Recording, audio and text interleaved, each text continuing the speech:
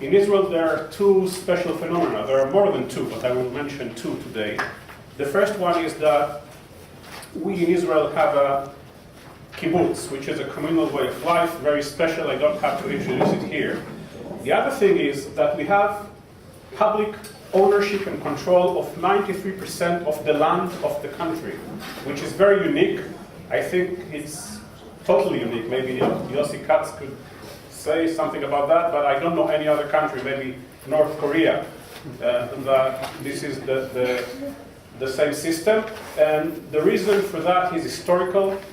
From the beginning of Zionism, and even the roots are somewhat in the laws of the land that regarded land in the Ottoman Empire, that were also kind of special in the way that the Sultan, the Holy Gate that sat in Istanbul, owned all the lands of the empire, and people were only allowed to use it. But anyway, when Zionism began and Jews started to come to Israel in large number from the beginning of the 20th century, most of the establishment of Jewish settlements in the cities and rural settlements was by buying land, controlling it and owning it by the Jewish National Fund and leasing it to the settlers.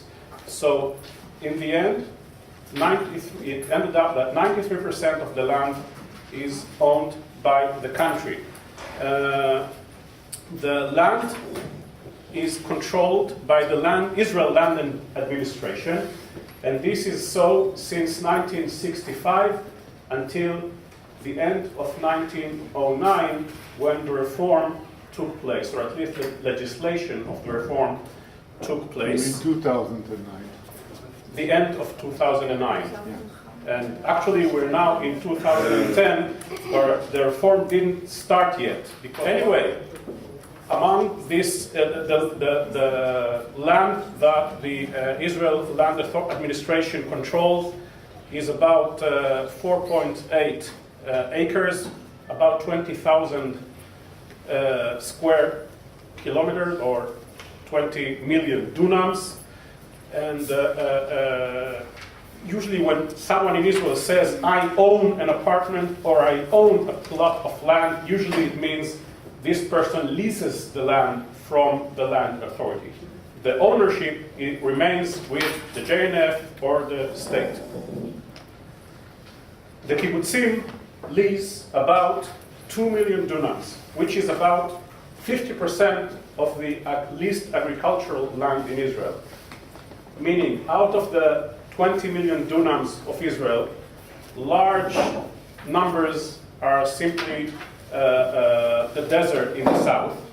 About 4.5 to 5 million are potentially agricultural land, and most of that is leased to kibbutzim and moshavim. About 50%, 2 million dunams, are leased by the kibbutzim. The agricultural lease in Israel, and this was originated from the JNF 100 years ago, is based on the Nachala system. About the agricultural estate, the basic unit in which agricultural land is leased is approximately 30 to 80 dunams per family, which should support the family in a way that it will produce enough income from agriculture. And the family should also have built their home in the same plot of land. You cannot own a nachala, you cannot own an estate unless your home is there and you live there. Your domicile is there. And this is one of the main principles of the nachala system. Another important principle is that you have to cultivate the land. If the land is not cultivated, again, you have to give up the estate. These two main principles are based on the unit of one family of settlers. But of course in the kibbutz, the system is communal, meaning no family in the kibbutz owns any plot of land. The kibbutz as a unit, the kibbutz as a legal entity, leases all the land. And the way it's done is that when a kibbutz is established, it is planned to a certain number of families. So they simply multiply the number of families by the number of dunams needed to support every family, and this is the total amount of land that the kibbutz leases. Usually kibbutzim are planned from 100 to 120 families. Some kibbutzim are bigger, but I would say the average is around 120 nachalot. 100 should support 120 families.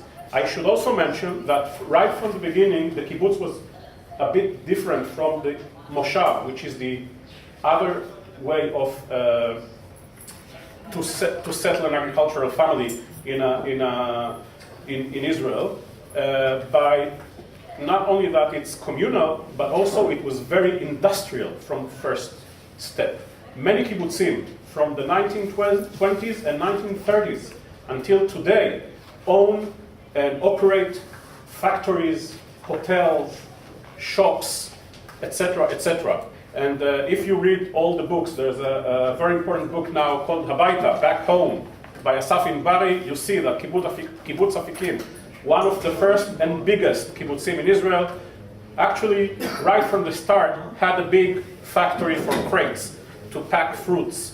And unfortunately, if you go there today, you see only the empty buildings of the factory because the factory ceased to exist. Couldn't compete with China anymore. But it was a huge factory. You could still see the buildings out there. If I would put the landscape of a kibbutz, it would look something like that. The big chunk, the green chunk, is the agricultural land, which consists of fields, plantations, etc. Whatever the kibbutz grows and cultivates. Somewhere inside this, they call it here mishbetzet, this plot, big plot of land, is the camp. The camp is the built part of the kibbutz. It's the part that is containing the residential part, the homes, the public part, which in kibbutz was very extensive because a lot of what in normal families would be part of the home in the kibbutz was public, like the children's home, the dining room, etc., etc. So in most kibbutzim, this is if you see the zoning of a kibbutz, the plan of a kibbutz, it would consist a yellow. Yellow is the right color you see in the kibbutz plans, that you'll see the houses and all the public buildings of the kibbutz are in there.